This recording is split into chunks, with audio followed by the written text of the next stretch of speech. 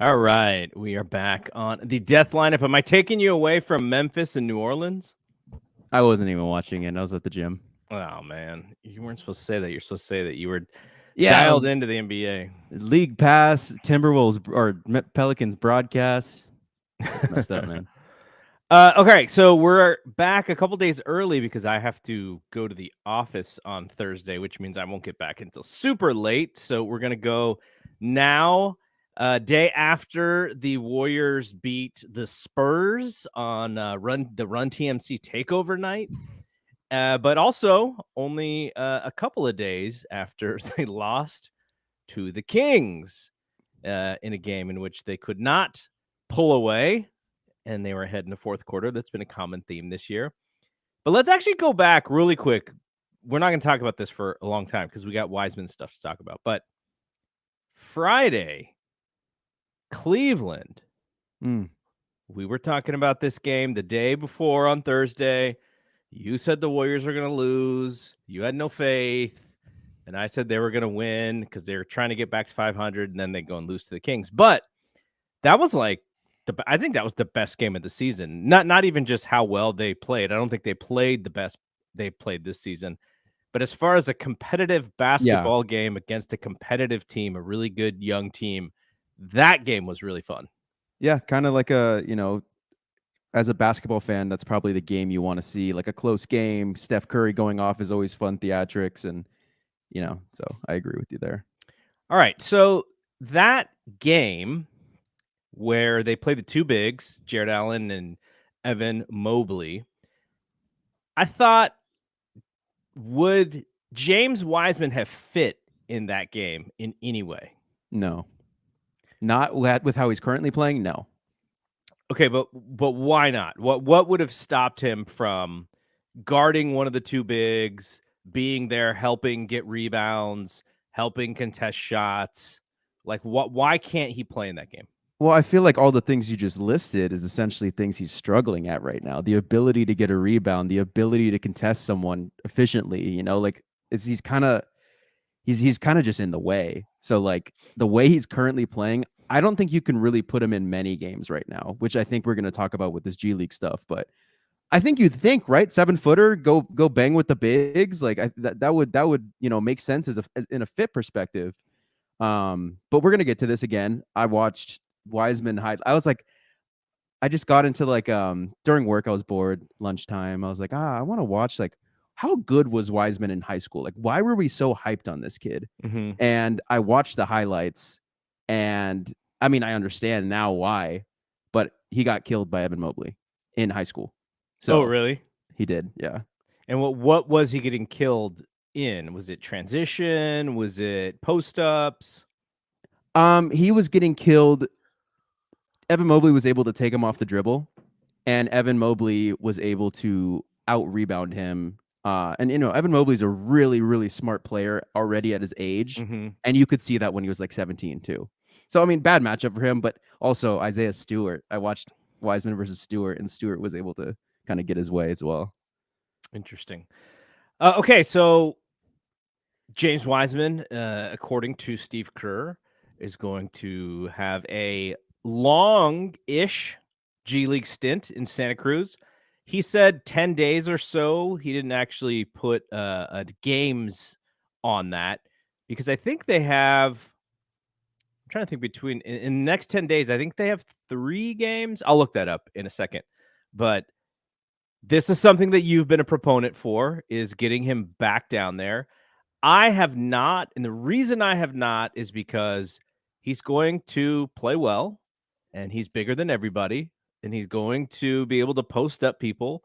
He's going to be able to get rebounds just by being tall.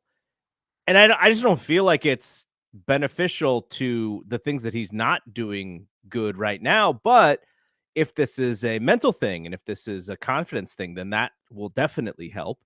But it's not like Jordan Poole, who was just missing shots and creating turnovers. Like, then he's going to go down there and he's going to get back in rhythm. For Wiseman, I just think he's going to be good at the stuff that he's always good at.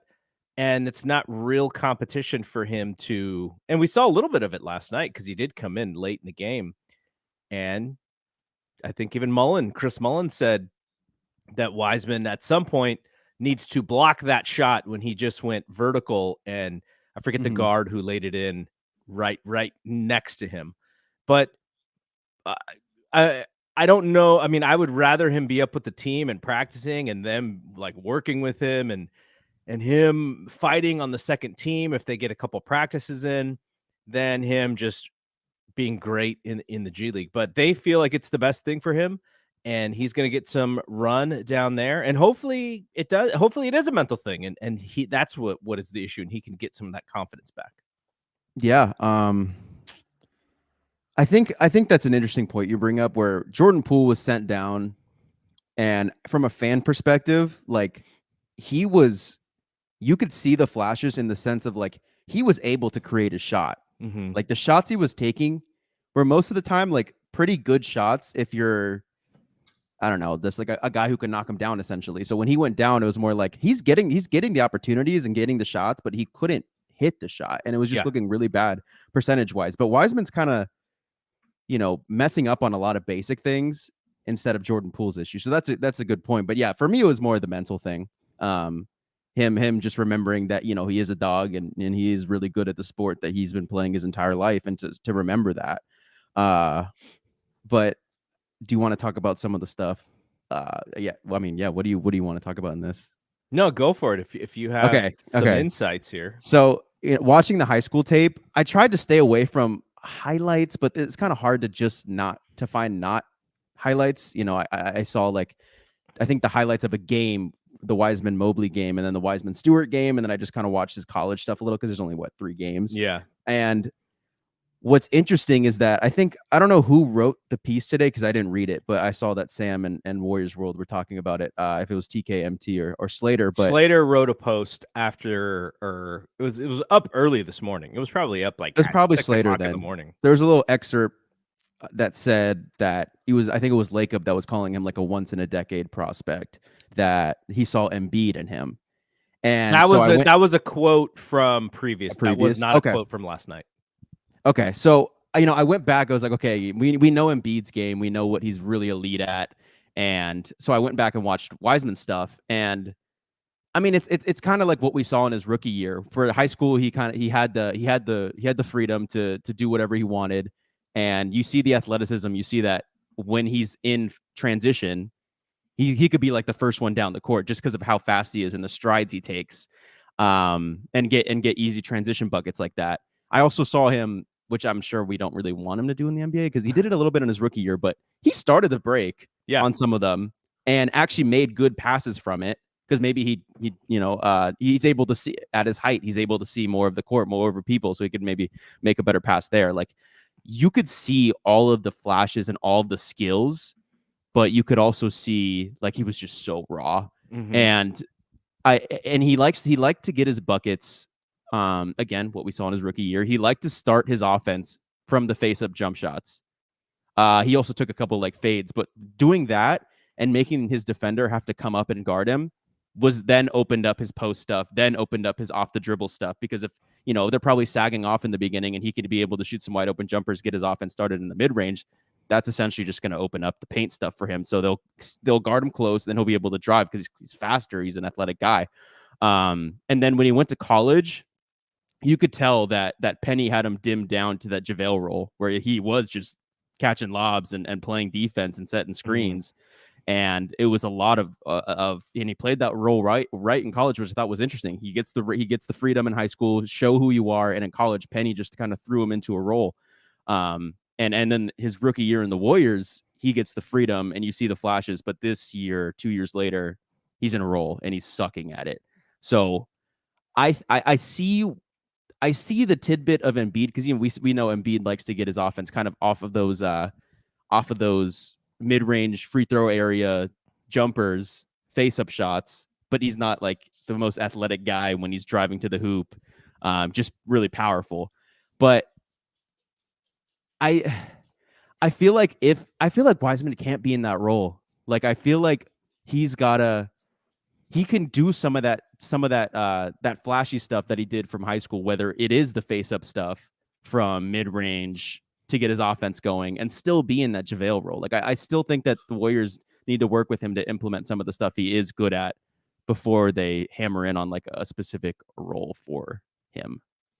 Here's the passage from Slater's piece. He said, or he wrote, "This was a center who started and scored 18 and 19 points in his first 2 career games. The prospect who Joe Lacob called once in a decade talent. The player who will make 12.1 million next season, multiplied by 8 on the Warriors' rocketing tax bill." So I didn't realize it was 8 now. I thought it was 7. I think I've said that a couple times in this podcast that I thought it was a 7 multiplier, but it's 8, which means that's a lot of money. That's damn near 100, if it isn't 100. A lot of money. Yeah. And, it's a little bit easier this year because he's making like 9, and then next year it goes up to 12. So that's a harder swallow. Okay, so here's a question, because all of the things you just talked about don't really fit with Steph Curry's basketball genius, right? Yeah. If James Wiseman needs the ball in his hands to cook in order to be an effective player, now everybody needs the ball to score, right? Like no one is like Clay, who just can touch it for a second and ball's in the air. And we look at Jordan Poole, and Jordan Poole, he's breakdancing a lot of time. Yesterday, he was a lot more decisive, which meant his decision making was, either shoot, go to the cup, or pass. But Tim Hardaway and Mullen kept calling it straight line last night. That's how they talked about it, was he needs to go in a straight line. And so if Wiseman does need the touches, the actual physical touches to get going, he's a second team player. And I'm going to throw this at you. This is a hot take and a half right here. Okay. We saw how Jordan and Steph played together last night. It was like, okay, this is not the best comparison, but remember when Steph and KD were playing, it was like, okay, Steph's going to get his next play. KD gets his, then Steph, then KD, and they would cook in that way. That sort of felt like last night. Steph would get his, then boom, Jordan would get his. I wonder if you got to bring Clay off the bench. And what you would do is you would have DiVincenzo, whose whole thing is about getting people involved. Unlike Poole, that's why he was playing well with Poole, because Poole can get his still because DiVincenzo is setting things up. You have Wiseman, Clay, DiVincenzo, and then you're probably having to play Lamb or Kuminga in that spot, unless Andre comes back, which it sounds like you were right last week, that it sounds like he's like not anywhere close. But what do you think about that? Because Draymond made a comment after the Sacramento game, and he said that the second team plays too much like the first team because Poole and Curry play similarly. So if Poole goes off, it's great. But if he struggles, that's when they're giving up leads. So what do you think about making a change and having Clay play the 6-man role instead of Jordan? I think on paper, it makes so much sense. And I feel like any other team would probably make the move. But I feel like with Poole, it's not necessarily that he needs to start to play well. I feel like it's more, he just needs more minutes with like Steph and Dre to play well. So I don't know. It's just like the Warriors are really good. I've said this in the past. They're really good about showing that a demotion isn't a demotion. Wiseman to the G League isn't a demotion. Poole to the bench. Steph. It's kind of a demotion, though. This is a demotion. We're like, trying to really shine a turd here. It feels very much like a demotion. Yeah, it really is a demotion. But I just think if you stick the course and stay with Clay, like that pays off longer in the long term. Like Poole will figure it out. I'm convinced he will, because I don't think it's a starter bench thing. I think for him, it really is just getting the right minutes with the right people. Okay, but what about the Draymond comment that the first team and the second team play too similarly? Is that like that much of a bad thing? I know with personnel, like the second team obviously doesn't have the personnel that the first team has, but I mean, if we go by your what you mentioned last week with your rotations, like there's a good amount of starters that are in the second unit. And that would be the flip side, right? Which is to kind of pair pair guys together or pair units together a little bit better. Yeah. But I think all that stuff should be on the table though, because you mentioned this in a podcast probably a couple weeks ago now, where Steph Curry set the tone by coming off the bench in the playoffs last year, basically saying, if I can come off the bench, anybody can come off the bench. Andre Iguodala's Warriors career, well, he was a starter before. Was he a starter? Did he Was he start starting on Denver? during? No, yeah, he was. He was a starter on Denver Okay. and Philly. But when the Warriors drafted Harrison, Yeah, that's a good question. he was starting because I believe Harrison was coming off the bench because that was the Mark Jackson year. The first Steve Kerr year when they win the title, Harrison starts and Iguodala comes off the bench. And so his whole career as a champion starts by being a team player. And Andre will tell you that he's not happy. He wasn't happy. He did it because it was best for the team, but he always saw himself as a starter.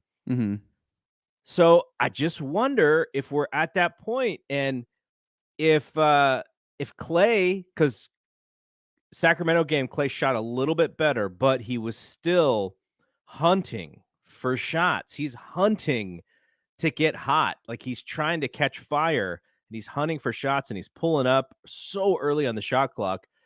I just feel like if you kind of put the ball in his hands a little bit more on that second team and you go, dude, you're the top priority here offensively. He doesn't have to throw it up like it's a time bomb, because with Steph is cooking and he's like, oh man, Steph is cooking. I'm gonna have to get a shot up here, or else, I may not get a shot.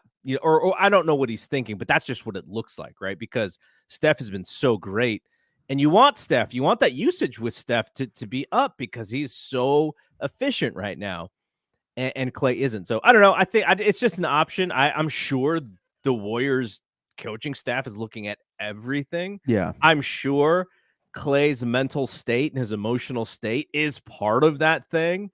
He was with Run TMC last night, and Tim Hardaway made a very interesting comment that I think was meant to kind of give Clay a kick in the butt a little bit.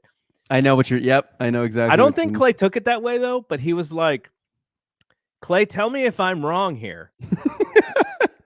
It seems like you're 100%, but you just need to play like you're 100%, and you're still building back up to that. Like physically, you're telling yourself that your leg's not hurt and you're 100%. And he meant it as a compliment, but in this like kind of tough love Tim Hardaway kind of way. And I started laughing because I was like, oh, I know where this is coming. Tim is a point guard. Tim is a bulldog. Tim is a team leader.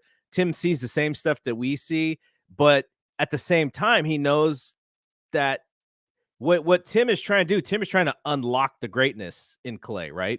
That's what Draymond is trying to do. That's what Steph is trying. They're just trying to unlock it. And so Tim was given a little bit of tough love, and Clay was like, he didn't know how to answer it. He just like, thanks. Yeah, I feel 100%. And then they just moved on. Yeah. So I like there's something there. And I know he had a quote that I sent you and Ben earlier where I was like, I wouldn't have answered it like that. He seems to be reading the Twitter sphere and reading Warriors Twitter and, responding to the, to Sam and Andy and their crew about how poorly he's playing. And really what he's doing is he's not playing within the flow of the game. And I think it's hurting the team. And then on the other side, we've seen the defensive thing where the other team's just like, we're just attacking this guy. Like Kevin Huerter's like, Clay's on me? Yes. And they're like, who would have thought that, right? 2 or 3 years ago, Kevin Huerter would have been like, man, can Steph guard me? Like, at least I have a little bit of height on him. Yep. So, I mean, do you see any other solutions to the current lineup problems to unlock Clay or to unlock Jordan? Because that's the other thing, right? Is Jordan has not been great either. And then he was great last night when he was able to start, and and Clay wasn't there. And Clay was even like, man, Jordan's so fast. Like Clay was giving props to all the things about Jordan that Clay is not good at, which I thought was very interesting. Oh man, look, Jordan, go for 40. I was like, yeah. he might go for 40.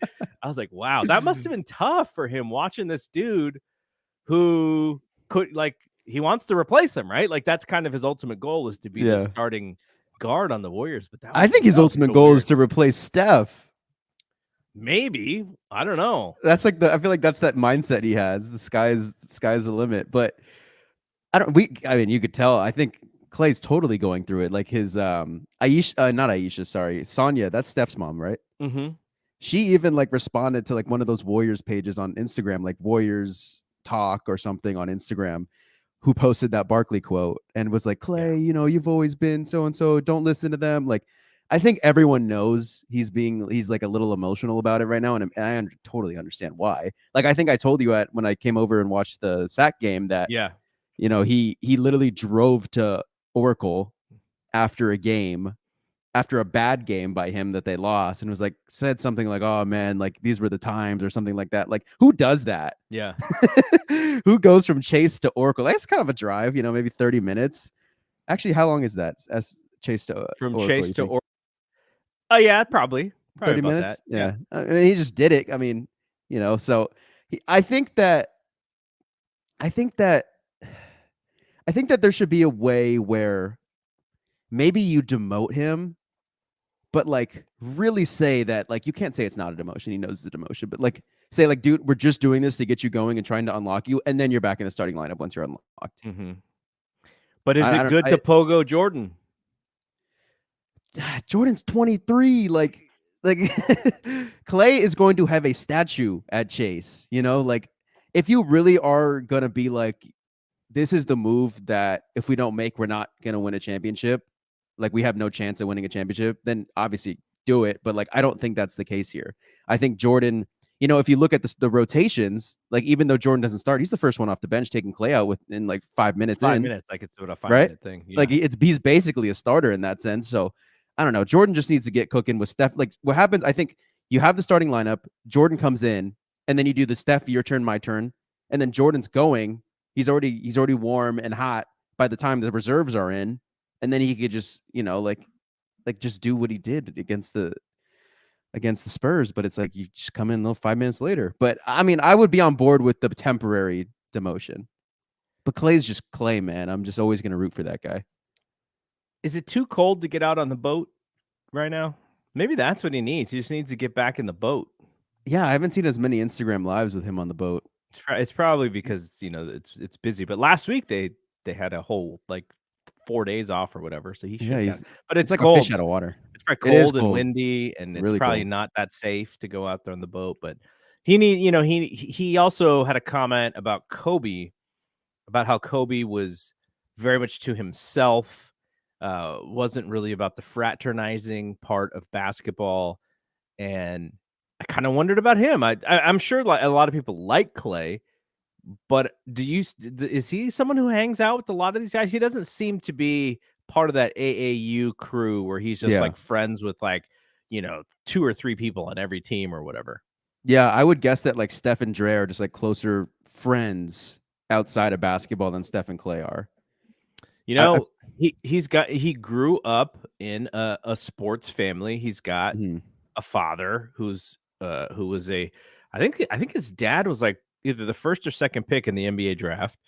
His brother's a baseball player, and his brother has had to fight through. Clay's more successful at basketball than his brother's at baseball, but his brother finally broke through with the Dodgers, and maybe we'll get a little bit of money here or there for that. Coming in, I think he's like 30 years old now. More reason to curse Farhan. Could have had it. Why would you not? Why not? The season was a bust. You might as well have just signed Trace when he was available. Have Thompson, brother. But yeah, so he's got a lot of people who can help him get through stuff like this. I'm sure KD, from the Achilles tendon point of view, he's out there for Clay as well, and Clay's gonna figure out and do however he decides to mend and whoever he reaches out to, it's on his own. And I'm just such a fan of his that it almost breaks my heart to see him not play well, because how much he feels it, how much he's wearing it, and just to see him, that's why last year we sort of saw this last year when he came back, he was kind of like this, but then he reversed it in the playoffs, especially in the Boston series, right? Like Mhm. he was back to just fighting and fighting and fighting and fighting. And maybe it's just the regular season, but I also think like, man, some of these teams, they are bad matchups for him if he loses a little bit of a step. You know, we're gonna have the rematch of the Devin Booker thing, you know, coming up tomorrow, Yeah, where they got into it, and it seemed like that was the beginning of Clay's frustration getting the best of him, which was that it moment. was. Yeah. And So yeah. I mean, yeah, to piggyback off of that, like if you really think about the fraternizing, like Clay doesn't have kids. For all we know, he doesn't have a girlfriend anymore or a wife. He's kind of more like KD than he is Steph in the sense of his life away from the game. Like KD lives, breathes basketball, right? Like I only feel like lately KD's been, hanging out with his teammates or like I think he went to like a Travis Scott concert with James Harden over the summer. But like I feel like I didn't really see KD doing that stuff early. Like Clay's kind of like that too, where he just lives, breathes basketball, Mhm. sailing, and Rocco, his dog. So like, I mean, yeah, he doesn't seem like the most like the biggest ambassador of brands, but like it seems like he's on that Cash App wave lately. But yeah, I mean, Steph is just like, the family man, the businessman, ton of different Stephs. Clay is just Clay. I want to be on my boat and I want my dog to be there and I want to play basketball. Yeah, And yeah, didn't him and KD have that same injury? Was it the Achilles? yeah. Well, at least one of Clay's So injuries. So I remember when that was, yeah, the latter half of the injuries. Wasn't it Dominique Wilkins who had an injury like that too, and he was able to retain his like offensive ability, but his defensive ability, where it's like he kind of lost a step. Yeah. Um, yeah, I mean that's what's happening with Clay, but he's also not doing well offensively right now, and it's not. I don't think it's the injury. It's just like either he's in his head and the shot's not falling, he's rushing. Um, so I totally think Clay's going to be fine on offense. I think it's the defensive end that's probably going to hurt him, stunt him. And with KD, it's not always that he's been like the quickest. I feel like defensively, he's kind of been able to use his length to his advantage Mhm. and stay in front of guys. I don't know. Do you want to go back to Wiseman? I have a few other Wiseman No, no, things. no. Yeah, we're gonna talk about Wiseman. Okay, okay. So yeah, 'cause we went off the tangent, but I think the thing that I want to see with Wiseman is okay. So actually, let me step back. The reason why I wanted him to stay on the team is because Mhm, I wanted Kerr to figure it out with him. I wanted Kerr to put him in the right lineups and to see and to test where he fits best. And they gave up on him fairly quickly, right? Like 10 games into the season. You know, you would think, oh, maybe 25, 30 games you can sort of figure it out, but they were losing. And so I think they felt like we can't lose too many more games. And Anthony Slater in the piece that I was mentioning, he said, let me see if I can find the piece. He was talking about the plus minus with him in the game, and it was something like all of the worst plus minuses for the five man, like he was on like all the worst ones. And so that doesn't say much for him, right? Because you're like, okay, well, how can we be creative and put him with some of the good lineups? And it didn't look like any of them were working. And so I don't know what that means as far as, what they could have done, but I wanted them to experiment. I wanted them to go, "Oh, we need to play him only with Draymond." Like that, like he just has to be on the floor with Draymond, mhm, and maybe he can't be on the floor with anybody else who's going to make a mistake because he's the one making the mistakes. And so it's Draymond, and then it's like DiVincenzo, and then it's Clay, and then whoever you put at small forward, Moody, whatever it is. Like you're putting like a solid unit who aren't going to really make those mistakes, so that Wiseman can make those mistakes, and everyone else can sort of be accountable for him. But they didn't do that. Like they just it seemed like he was just playing with the second team, and he was kind of out there, and it was like no life raft. And I thought that they would have treated him a little bit differently considering the expectations for him. But they've been tough love on these young guys, right? Kuminga, he got DMPs. Moody got DMPs. Poole's been taken out of fourth quarters because of terrible defense. So that's their style. I just wish that they would have tried to be a little bit more creative, a little bit more experimental in the units to put him with, so that he would have some success. And then you can go, okay, this is what he's doing well. This is what he's not doing well. Let's do more of these things. Yeah, I mean, for me, like watching a little bit more tape, it was. By the way, I totally agree with everything you just said. But like I've noticed that you look at bigs like Rob Williams and Jaren Jackson Jr., who are, pretty darn good at blocking shots and kind of fulfilling that role. Maybe less with Rob because he's a little more undersized, but it feels like a lot of these bigs play big in the sense of like when they're down there in the paint, they're standing at their 7 feet tall. I've noticed with Wiseman that he gets low and he gets to like a 6'6", 6'7" range when he basically is 7 feet tall. And that makes it harder to, maybe jump high and block a shot or jump high and contest a shot better because you're covering more ground when you're jumping in the air. Whereas if you're already at the 7 feet, you don't have to jump as high. And I've noticed that like even with guarding Jay in the past, like I used to guard him like you mean your little brother? My little brother.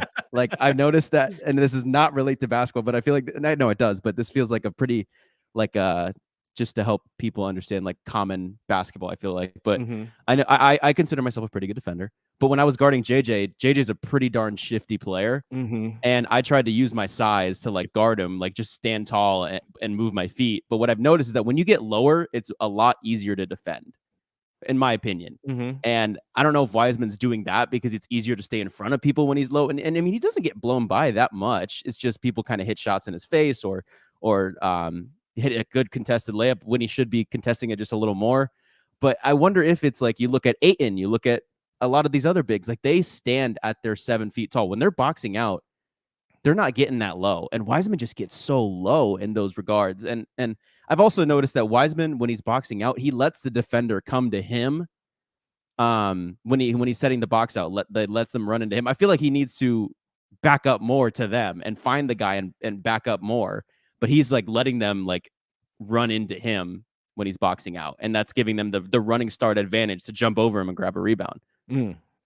I do notice, and I've said this before, where I just wanted him on the court to just try and block shots, like try and use your athleticism and go grab shots. But then sometimes that comes the fouling, and I'm sure the coaches are like, you guys are fouling too much. So that's probably in his mind, like, okay, I want to be aggressive, but then if I foul, I'm gonna get taken out of the game, and so that's also part of it.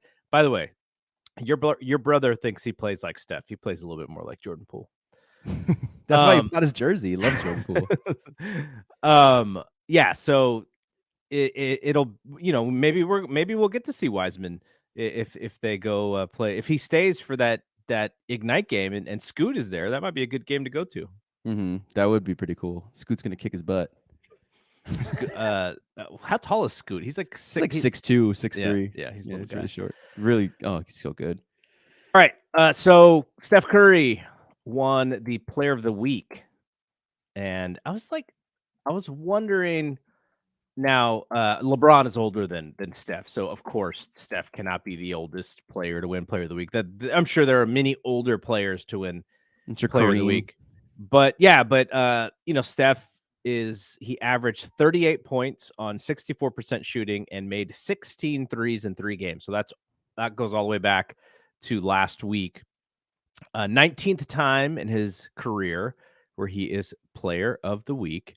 And I thought this was pretty interesting because we were talking about Tim Hardaway a little bit. So the players who have won Player of the Week in Warriors history. Now, I'm going to guess that going back to the 70s, they did not have this award because there's no Rick Barry on this list. But I'm going to give you some rankings for most Player of the Week for the Warriors. Okay. There are 3 players who have had 4 Player of the Week in Warrior history. Can I guess? Would you guess? Yeah. I would guess Steph, KD, and Mullen. Chris? Okay, so Steph is way more than 4. Yeah. Um, KD is not on this list, What? interestingly enough. So, because it's only the top 5. This is only the top 5. So, Oh, I thought okay, sorry. Can you rephrase that question one more time or just re-say it? I think I just misinterpreted it. okay, so there's 5 players on this list. Mm-hmm. There's 3 people who have won 4 Player of the Weeks.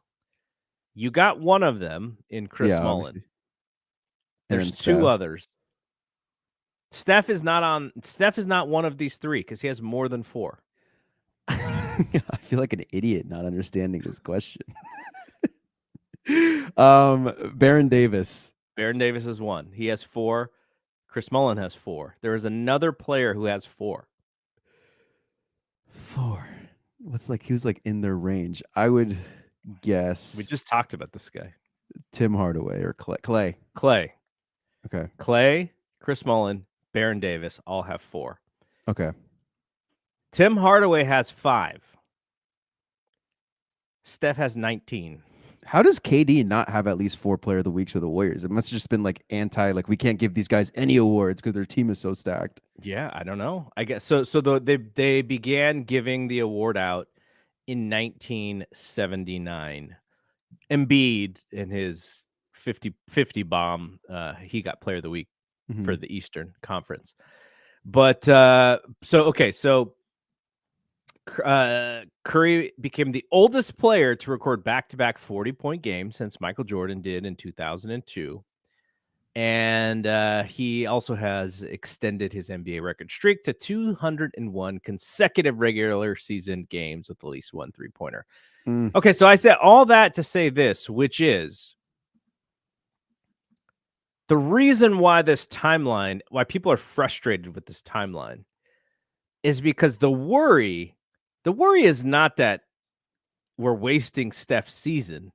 The worry is that this is not going to continue, I think, because we saw how last year Steph started hot, then he was breaking the record, but then he didn't play like that well a couple of months, then he got hurt, and then in the playoffs he became all time, right? Yeah. But I think the worry is that we're wasting this season's Steph so far because he's playing so well, and that by the time these younger guys start to get it, or by the time this timeline works, or by the time whoever is going to play better, Steph's going to be like 85% of what he is right now. That Steph, not averaging 32 points a game, maybe averaging more like 26. That Steph seems to be a little bit more realistic to the usual Steph, right? Like this 32, 33, 34 point Steph, that was 2016 Steph. So I think the worry That was is 2 years ago, Steph. what, Scoring but he title. led the league in scoring, but he wasn't at 32, right? He was like, wasn't he at No, like he 30? Was he at I 32? think 32 or 33. It was him and Beal. I remember that. And I genuinely believe it was 32. I could be wrong. But this is just very reminiscent of that year for me. But he is so good right now. You're not the least bit worried that he's not going to be able to hold up what he's doing right now?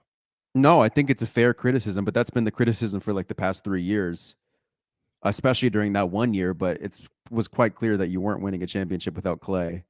I feel like the bigger question is, and I mean that's what the whole that like the Andy and Sam crew is kind of pushing, right? You can't waste Steph's prime.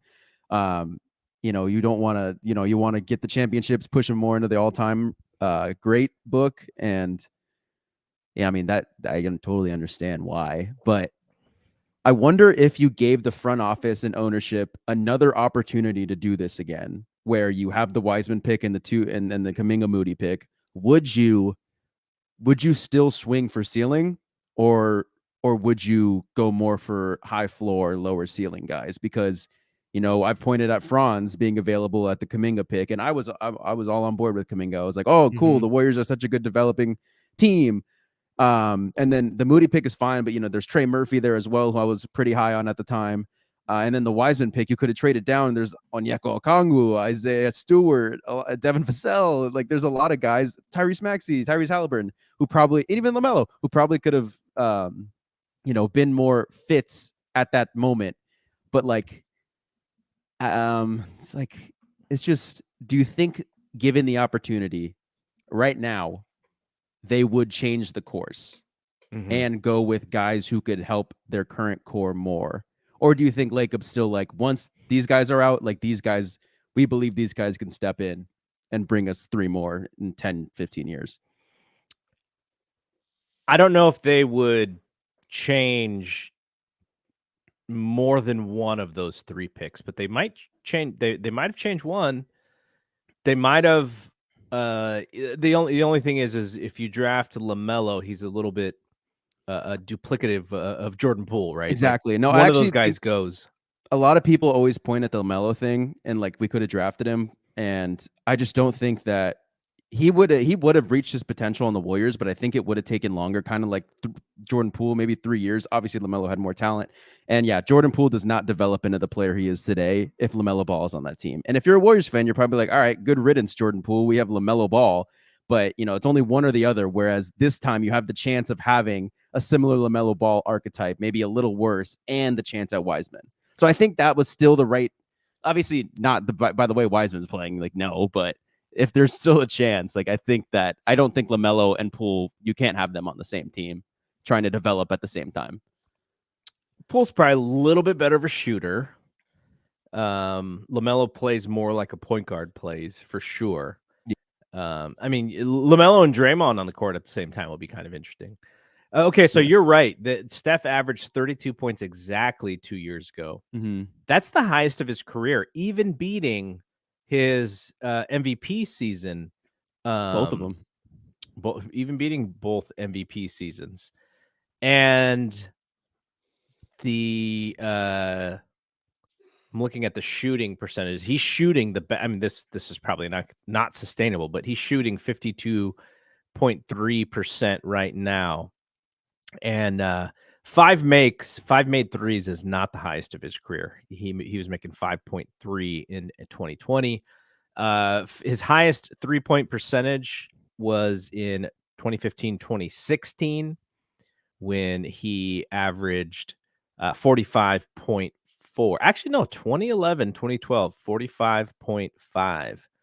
So he's at 43.3 right now. The volume, he's not even at the highest volume of his career for threes. He's below a few different seasons as far as volume. So I think the 2-pointers, though, are he's driving really good at those. Yeah. He's reading that defense and figuring out where all the creases are. So the only reason I brought this up is because I don't want to jinx him. He's playing exceptional basketball. We've seen it. We've seen him play his best, and he is playing at near peak of his very best.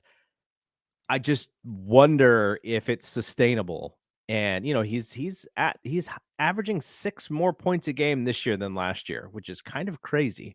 I mean, as dumb as it sounds, the Warriors would probably prefer him at the 26 range than the 32 range, because the 32 range means he's literally carrying the team on his back every game, and it is it's not sustainable. I think Kareth Burke also said it's not sustainable. I'm in full agreement that 2020 to 2021 season, him repeating that is more likely not to happen than it is to happen. And that's no knock to him. It's just he's getting older, and it's just an insane type of play that he's playing right now. And I just don't think for most players it's not sustainable. So I think that they would almost prefer him at the 26 points per game, because that means the other guys are stepping up, or the 26 points per game and winning. Sorry, I should have clarified that. It has to be 26 points per game and they're winning, because that means Poole is stepping up, Clay is stepping up. So, yeah, I don't think it's sustainable. And quite frankly, I don't think he should be, gunning for something like that, because we need him for 2 or 3 to 5 more years instead of just going all out for this last one. Okay, so one more thing. We'll quickly look at the Suns game.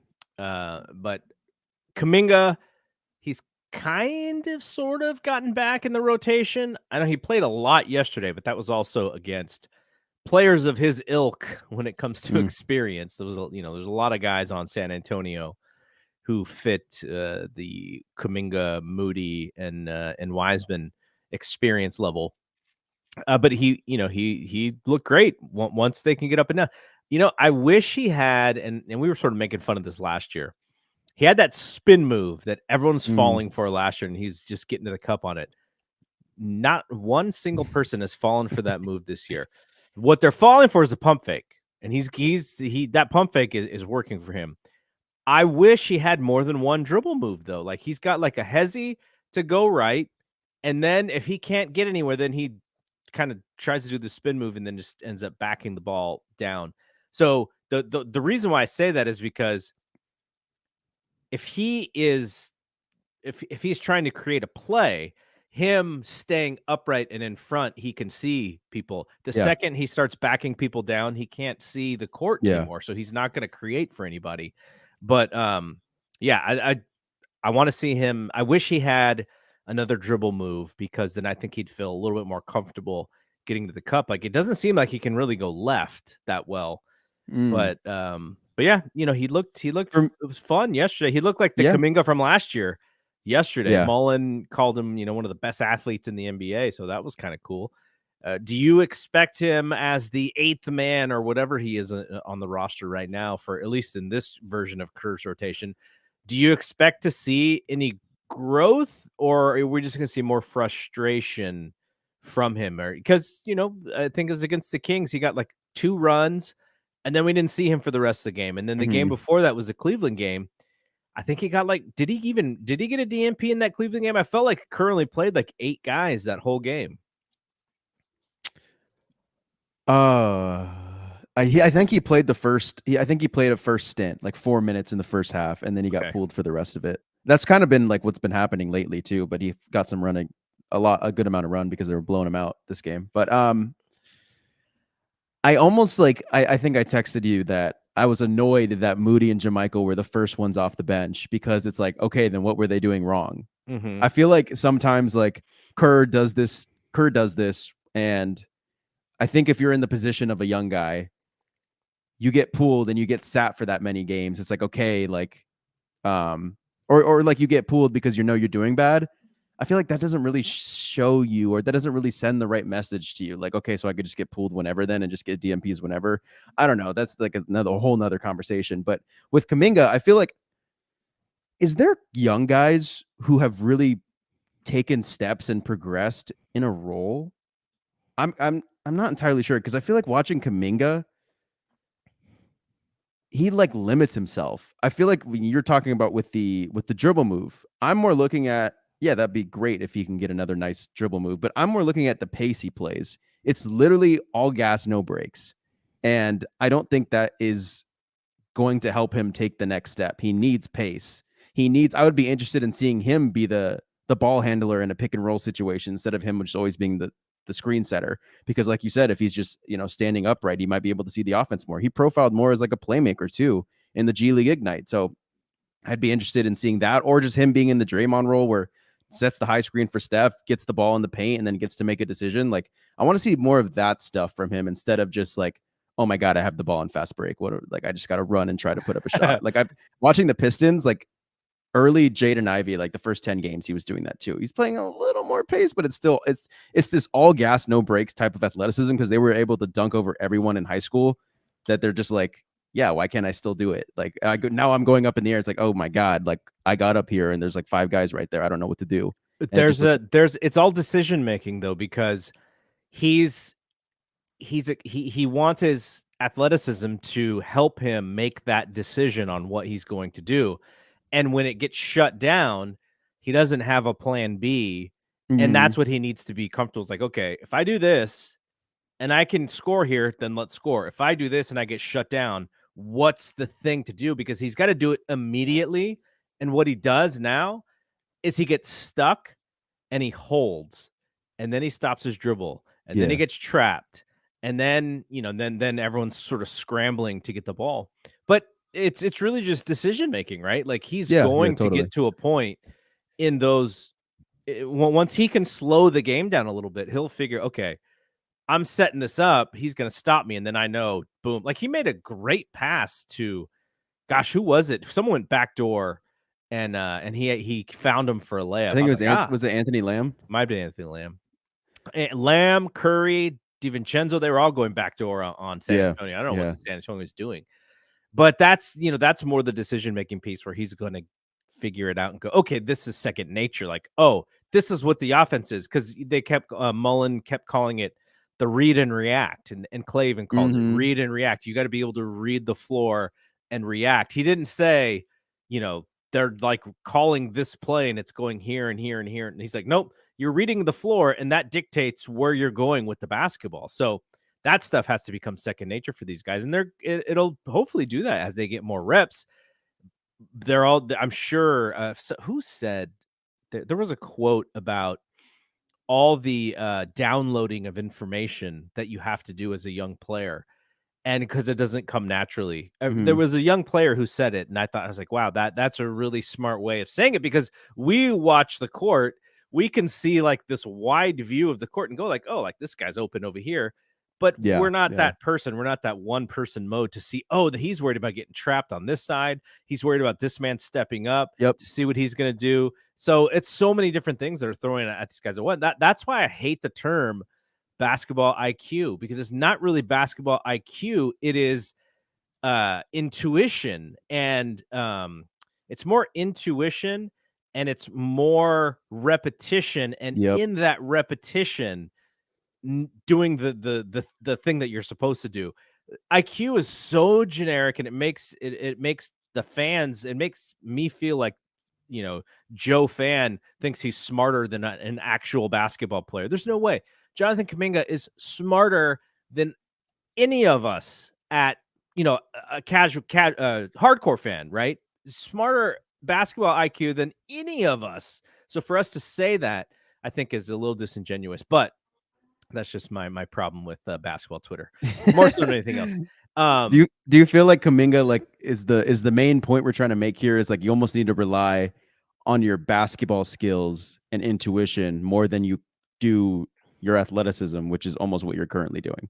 Yeah, I think the athleticism has always bailed him out, and now Mhm. he's playing against players who are better than him, and so now it's like, okay, if he's going to be a really good player, then he's also going to get really good at these other things that he's not as good at yet. Like Mhm. think about Steph, right? Steph's shooting essentially bails him out of every possibility, but he's also not the fastest, and he's also not the tallest. So he's got to be creative and inventive with so many things. Like, you look at the tape of him when he's a little guy, and like he's the same, like he's even quicker back then, but he's like finding he's going into traps, and they're trapping him, and he's can't make a pass over a taller guy because he's not that tall, and just stronger. He's getting pushed out of the way, and CP's got his hand on Steph's hip, and he's just holding him there, like all those kind of things. You go back to those early Steph tapes, and now Steph is the master at doing all of that stuff, right? Mhm. He's the master of it. And it's just, how hard is he going to work? And all of those different things that, Kaminga's like he's like a baby giraffe right now. He's like, there's this clay that I'm sure the team, the people in charge of development are like, once we unlock this guy, it's gonna be crazy. And that's why you hold on to him, and that's why you have faith in him, because you believe in his talent. And I hope that they feel the same way about Wiseman. I agree. And you said that the one young player was like, you gotta retain and get all this information. You can multiply that by like 3 or 5 when you're playing on the Warriors too. Yep. Because that read and react stuff is really different than what you've probably played in high school. I Just bet you watching. if we went to a practice and we watched that stuff, now they probably wouldn't let us in because they don't want us to then go tell their secrets to other teams. But like, I'm sure, like, our basketball mind as it is now, we could go to their practice and maybe like watch tape with them, and talk to Steve and talk to his coaches. Our head would explode, and it would just go, oh my gosh, I didn't know basketball could be this, right? So I love it. I love it. I love seeing this stuff. I've watched all these young players from the Warriors, growing up, and there have been a lot of guys who you all thought were going to make it. Anthony Randolph was one of them. He was like the unicorn, right? He's like the 6'10" guy who could handle the rock. he couldn't make it. I think he had a pretty good career overseas, though. Players who they drafted. Gosh, I'm trying to think. Troy Murphy, Todd Fuller, like these stiffs who they drafted instead of really good players, and you're just like, man, we have it really good right now. So they have some great talent. Some of it is we got to be patient, but you also understand why the wins and losses are so important to them right now. Yep. All right, Yeah. Phoenix. They whipped the Warriors' butts last time. Why is this game in Phoenix again? Why can't? I guess the next 2 games will be at home, but Next, yep. uh, Next, are they in the Warriors division? yes, they're 8-5, but they have lost 2 games in a row. They are 8-5. Clippers are 8-6. Sacramento 6-6. Warriors 6-8. Lakers 3-10. But yeah, so they're back in Phoenix tomorrow night, and I think this is like another one of those prove it games for the Warriors. Like they got smacked in Phoenix last time.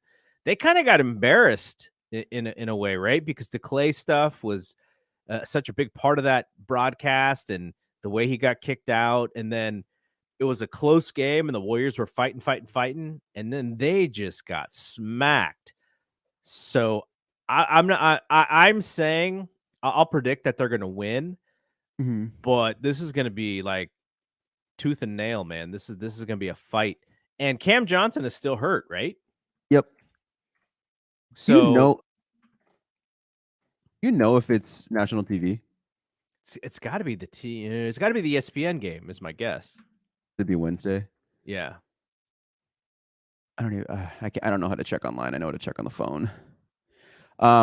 But yeah, no Cam Johnson, and I think we've done game predictions for like a week out, like 2 weeks straight now, and I think that you said a win for the Cavs game. I said a loss. They won, but I think I said that the Kings might get one of those games, and you said we beat the Kings twice. Yep. So I think we're going to be in agreement on this one because I actually do think that the Warriors will win. I said that they needed to prove it to me, and even though it was against the poopy Spurs, like the style of play and the confidence did look different that game, and Jordan Poole did look different that game. So I'm going to go with that. They run with the high. The Suns have lost 2 straight. I think 1 against the Magic too. So, and Cam Johnson's not there. So I think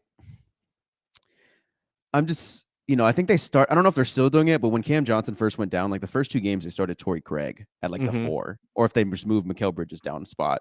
But I think the Warriors really need to take advantage of their depth chart right now, because if D Lee's like your 7th guy and D Lee was like DMP for us, like you got to take advantage of that. You got to, just go at him. D Lee scoring 7 points a game. I'm rooting for him, but just like the hard truth. Yeah, he's shooting 45% from 3, but he's only taken 3.5 a game. Yeah.